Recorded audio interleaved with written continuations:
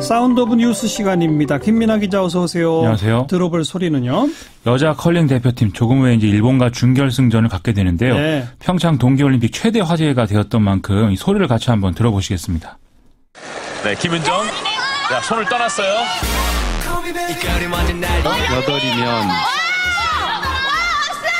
8이면 변경해서 맞추고 가야 돼요. 자, 지금도 작전이 필요한 상황입니다. 생각하고 실행해줘야 돼요. 그냥 오나요? 자, 쭉쭉 끌어주고. 그냥 오나요? 자, 지나옵니다. 자, 이거는 안 걸려야 되는데요. 네, 자, 좋아요. 연미 닦고 있어요. 와요, 자, 와요. 바깥쪽으로 좋아요, 그렇죠, 좋아요. 그렇죠. 안 걸리지 않 정말 들어가기 어려운 거를 시도를 했어요. 그렇습니다. 어려운 공간이 너무 없었는데 우리 자, 이거 멋진 샷이 나올 것 같은데요. 네, 이거 빅샷입니다. 주목해주세요. 자, 봅니다. 가겠습니다. 그대로 가서 자, 1번 맞고. 네, 그렇죠.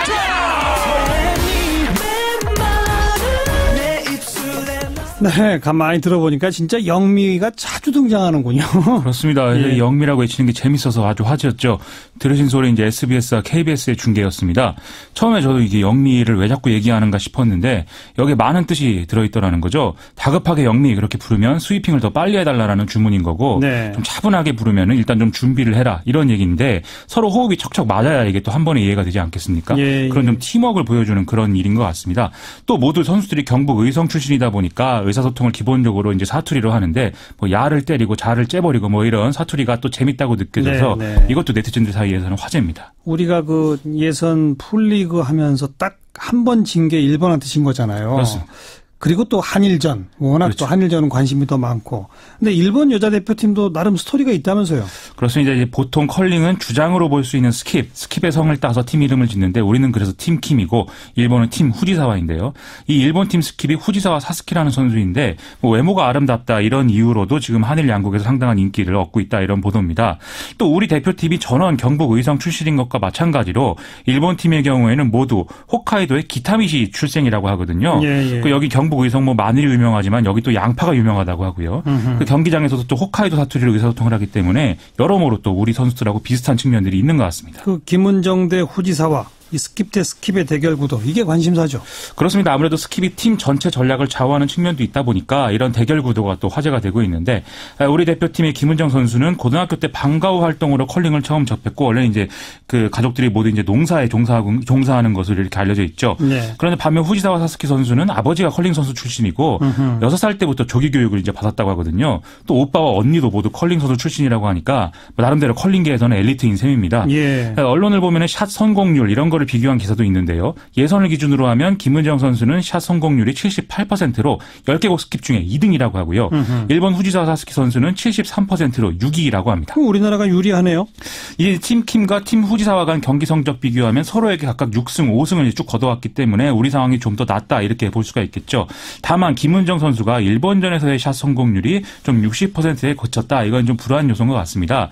특히 한일전이라는 특성에 갖는 중압감이 좀 영향을 미치는 걸로 보이는데 그래서 우리 선수를 대상으로 이제 심리 상담 등을 이제 대표팀이 진행한 그런 일도 있었다고 하고요. 예, 예. 전술적으로 일본 대표팀은 어떤 샷 정확도나 초반 포석 이런 부분에서는 우리 대표팀에게 좀 밀리는 부분이 있는데 다른 스톤을 이제 밀어낸다든지 또 자기들 스톤을 못 밀어놓게 숨겨놓는 이런 전술들에 능하기 때문에 이런 부분을 특히 좀 잘 공략하기 위한 준비들을 많이 했다고 해서 좀 기대가 됩니다. 어쨌든 우리는 예선에서 1등 한 거고 그렇습니다. 일본은 4등 한 거지 않습니까? 그렇죠. 이길 확률이 높은 거죠. 맞습니다. 네.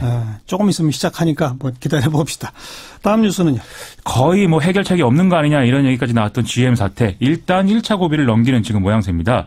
오늘 한국 GM 이사회가 열렸는데요. 차입금 만기 연장 그리고 임시주총 개최 건 이 두 개를 이제 안건으로 다뤘습니다. GM 본사는 차입금 문제에 대해서는 이 산업은행의 실사 완료 전까지 한시적으로 만기를 연장하기로 이렇게 결정을 했는데요.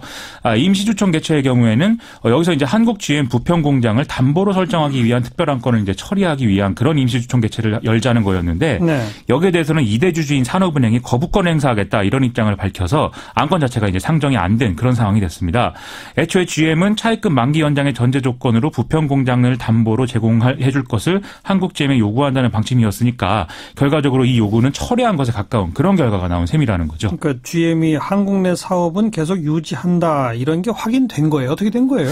이 부평 공장 담보 문제를 보면은 그런 측면에서 좀 진전이 있는 걸로 봐야겠는데요. 아직 좀 불명확한 부분들이 남아있는 상황입니다. 만약에 GM 본사가 만기 연장 조건으로 부평 공장을 담보로 잡도록 했다라면 한국GM이 파산할 경우에 차입금을 회수할 수 있는 길을 스스로 만드는 그림이 되기 때문에 좀 진정성의 의구심이 제기될 수 있었는데 예. 하여간 이제 이 부분은 해소가 됐다라는 건데 요구를 철회했으니까. 그렇죠. 예. 또 산업은행의 실사에 협조하기로 한 부분도 이것과 연관돼서 이제 긍정적인 부분이다 이렇게 해석할 수 있는 그런 대목이라는 거죠.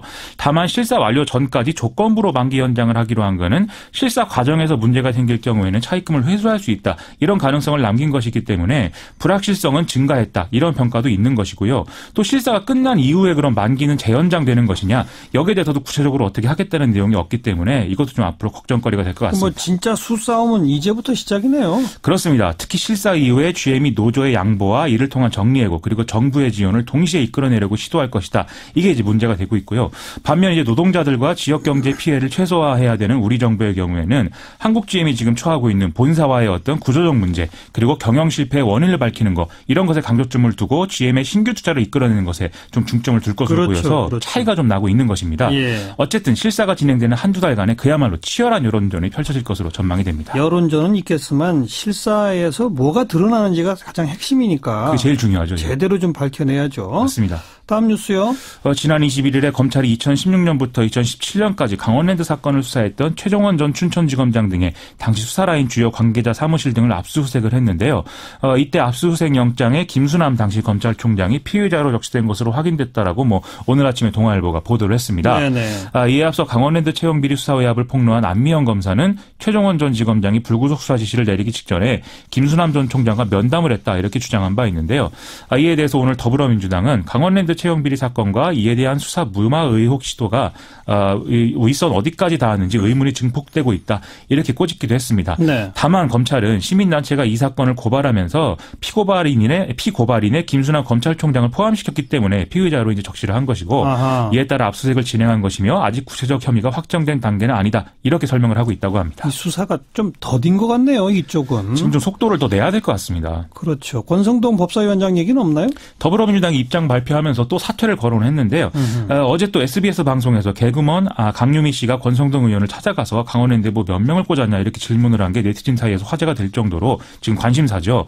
오늘도 국회 법사위가 열려서 이 문제가 언급되지 않을까 했는데 오히려 김영철 문제가 쟁점이 되면서 국회가 파행되면서 좀 흐지부지 됐습니다. 더불어민주당은 권성동 의원이 교섭단체 간사 간 합의 없이 일방적으로 법사위를 소집했고 또 이 시각에 사법개혁특위에서 이제 법무부 장관과 업무보고가 진행되고 있었는데 김영철 문제를 물어본다는 이유로 법무부 장관을 데리고 가서 이게 좀 의도가 있는 거 아니냐 이런 의혹도 제기하면서 반발하고 있는 그런 상황입니다. 아무튼 이 대목에 대한 검찰의 수사 조금 더 속도를 냈으면 좋겠고요. 다음 뉴스는요? 일본 정부가 정현백 여성가족부 장관의 일본군 위안부 피해자 관련 발언에 대해서 반발을 하고 있는데요. 일본 외무성은 정현백 장관이 현지 시간 22일 스위스 제네바에서 열린 유엔 여성차별위원회 회의에서 위안부 문제를 언급하는 과정에서 성노예라는 표현을 사용했다면서 이것은 한일 간의 위안부 합의를 위반한 것이다 이렇게 주장을 하고 있습니다. 스가 요시히데 일본 관방장관도 같은 주장을 하면서 정현백 장관이 특히 이제 8월께 가칭 위안부 연구소를 설립할 계획이라고 밝힌 것에 대해서 이게 합의 위반이다라면서 강력하게 반발하는 그런 모습 보였습니다. 우리 정부의 입장은요? 외교부는 언론을 통해서 우리 정부가 피해자 중심적 접근에 따라서 위안부 피해자의 명예와 존엄을 회복하고 역사적 교훈을 남기기 위해서 노력 중이다라면서 여성가족부 장관의 발언도 이 맥락에서 이루어진 것이다라고 해명을 하고 있고요. 네. 그러면서 이 문제와 관련한 정부의 공식 명칭은 일본군 위안부 피해자이다. 그리고 국내 관련법에서도 동일 명칭을 쓰고 있다 이렇게 강조를 했습니다. 그런데 또 당시 상황을 좀 보면은 일본의 주장과는 좀 온도차가 있는 그런 상황이었던 걸로도 생각이 되는데요. 관련 보도들을 보면은 정현백 장관은 유엔 회의에서 위안부 문제를 먼저 적극적으로 언급하고 이런 모습을 보인 게 아니라 피해자 지원 실태와 관련해서 위원회에 질문이 나오니까 여기에 답을 했을 뿐이라는 거거든요. 오히려 관련 단체들은 정현백 장관 태도는 좀 소극적이지 않았느냐 이렇게 좀 주장하고 있는 그런 상황입니다. 자, 다음 뉴스. 경찰이 정치자금법 위반 혐의를 받는 KT 커머스 등에 대한 압수수색을 오늘 진행했습니다. 경찰은 KT가 조직적으로 국회의원들에게 불법 후원금을 보냈다는 의혹을 수사 중인데 이 과정에서 KT 자회사인 KT 커머스가 상품권 판매업체, 인보업체 등과 함께 이른바 상품권 깡으로 후원금을 마련하는 데 관여했다 이렇게 보고 있는 상황입니다. 네, 압수수색이 지금도 진행 중이라는 얘기죠? 그렇습니다. 여기까지 수고하셨습니다. 고맙습니다. 김민아 기자였습니다.